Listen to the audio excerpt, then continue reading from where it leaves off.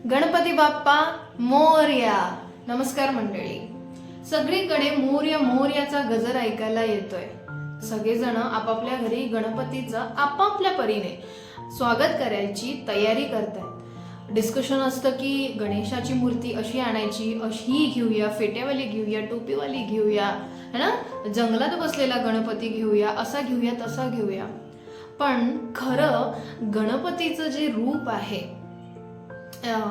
त्यांच्या हातात असलेला मोदक, एका हातात असलेलं कुऱ्हाडसारखं दिसलेलं जे वेपन आहे, त्याचा अर्थ काय आहे? एका हातात दोरी पण दिसते है ना, त्याचा अर्थ काय आहे? ह्या सगळ्या गोष्टींचे अर्थ आपल्याला माहिती आहे का? गणपतीची मूर्ती आपण निवडताना काय बघायला पाहिजे त्याच्यामध्ये? तर आपण आज हेच बघूया की प्रत्येक गोष्ट जी गणपतीच्या मूर्तीमध्ये दिसते त्याचा सिग्निफिकन्स काय, व्हॉट इट सिम्बलाइज. तर सगळ्यात आधी सुरुवात करूया आकर्षित करणारा जो गणपतीचं जे मोठं डोकं, ते काय सिग्निफाय करतं? Wisdom, intellectual, intelligence. सगळ्यांना माहिती आहे की गणपती हे बुद्धीचे कारक आहे. कुठल्याही गोष्टीच्या किंवा प्रश्नाचं उत्तर कसं चातुर्याने द्यायचं हे त्यांना माहिती आहे. आणि म्हणून मुलांना शाळेत असो व घरी आई त्यांना गणपती स्तोत्राने सुरुवात करायला लावते. बरोबर, आपणही गणपती स्तोत्र बोलायला, म्हणजे कुठलीही पूजा सुरू करायची आधी आपण गणपती स्तोत्र बोलतो की सगळ्या गोष्टी व्यवस्थित झाल्या पाहिजे.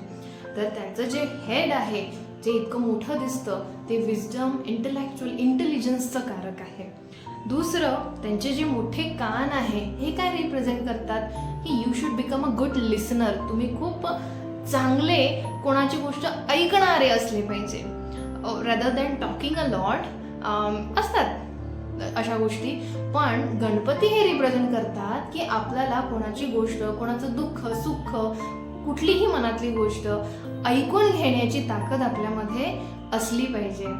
तिसरं, त्यांचं छोटंसं तोंड, म्हणजे कमी बोला, पाहिजे तितकंच बोला, हे ते रिप्रेझेंट करतं.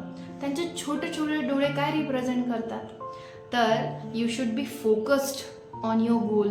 तुम्ही कॉन्सन्ट्रेटेड असले पाहिजे आपल्या गोलकडे. इकडे तिकडे न बघता तुम्हाला काय हवं आहे त्याच्याकडे तुमचा निशाणा, तुमचं लक्ष असलं पाहिजे. त्यांचे ते छोटे छोटे डोळे रिप्रेझेंट करतात. त्यांचा जो माथ्यावरचा टिलक आहे ते जर बघितलं तर ते भूत, भविष्य आणि वर्तमान काल रिप्रेझेंट करतात.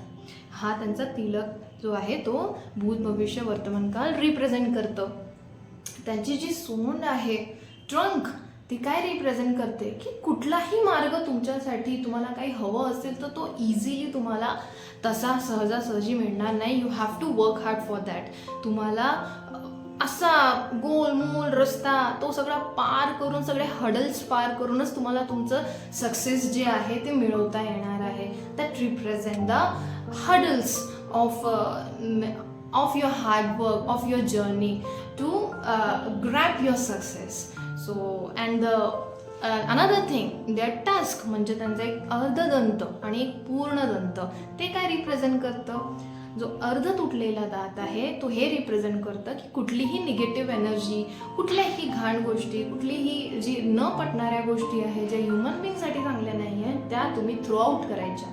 तुम्हाला कोणी क्रिटिसाइज करत असेल तर ती तुम्ही तुमच्या जवळ ठेवायची नाही, ती बाहेर काढून टाकायची. आणि जो अख्खा दंत आहे ते काय रिप्रेझेंट करतं? तर सगळ्यात चांगल्या गोष्टी तुम्हाला साठवून ठेवता आल्या पाहिजे, कम्प्लीटनेस असला पाहिजे तुमच्यामध्ये.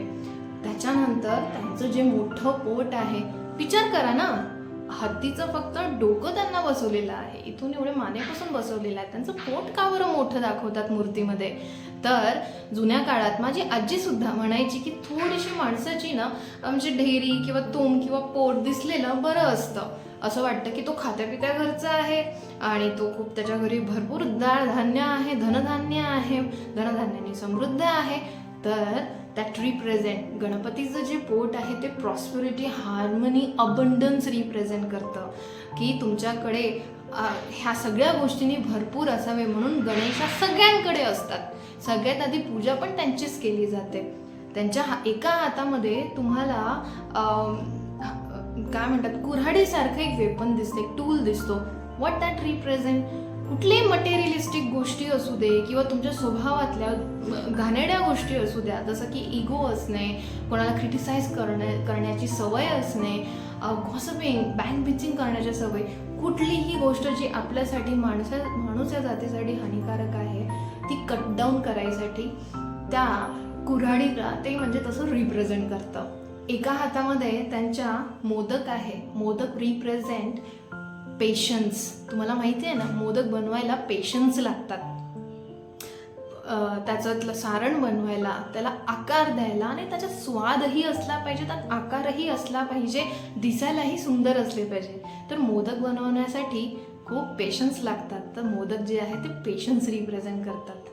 एका हातात त्यांच्या तुम्हाला कुठल्या कुठल्या मूर्तीमध्ये दोरीसुद्धा दिसेल हातात, है ना, अशी जाडी दोरी असते ना, तसं काहीतरी दिसेल त्यांच्या हातात. व्हॉट दॅट रिप्रेझेंट, की ह्या ज्या सगळ्या गोष्टी आहे ह्या तुम्ही बांधून ठेवा. प्रॉस्पेरिटी, हार्मनी, विजडम, इंटलेक्च्युअल सगळ्या पेशन्स ह्या बांधून असल्या पाहिजे, जवळ ठेवा. बरोबर. त्यांच्याजवळ तुम्हाला त्यांचं वाहन कुठलं आहे बरं? मूषक, माऊस. बरोबर. विचार करा ना, इतके मोठे गणपती आणि त्यांचं वाहन छोटासा उंदीर. असं कसं? तर उंदीर काय रिप्रेझेंट करतो? उंदीर रिप्रेझेंट करतो की तुमच्याकडे हे जे विजडम आलेलं आहे, पेशन्स आले आहे, इंटलेक्च्युअल आहे, हार्मनी, प्रॉस्पेरिटी आहे, पेशन्स आहे, ह्या ज्या सगळ्या गोष्टी एक माणूस ज्याचं डिझायर ठेवतो ते तुम्हाला मिळालं आहे, तर ते तुम्हाला सांभाळता आलं पाहिजे.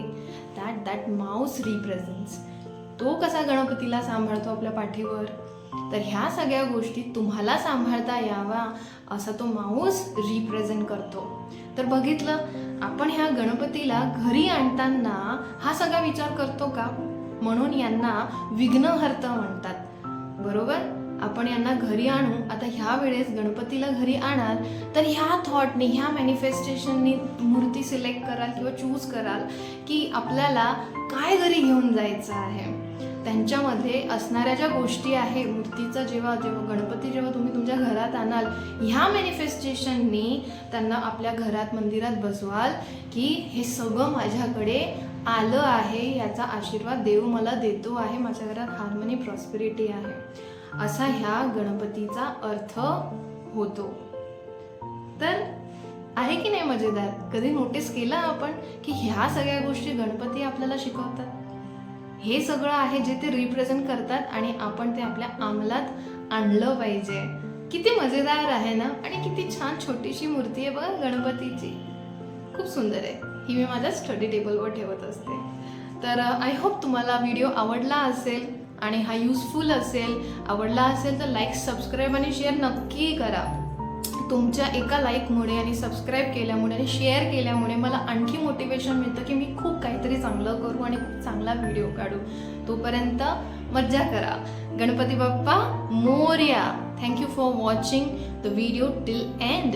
Thank you so much.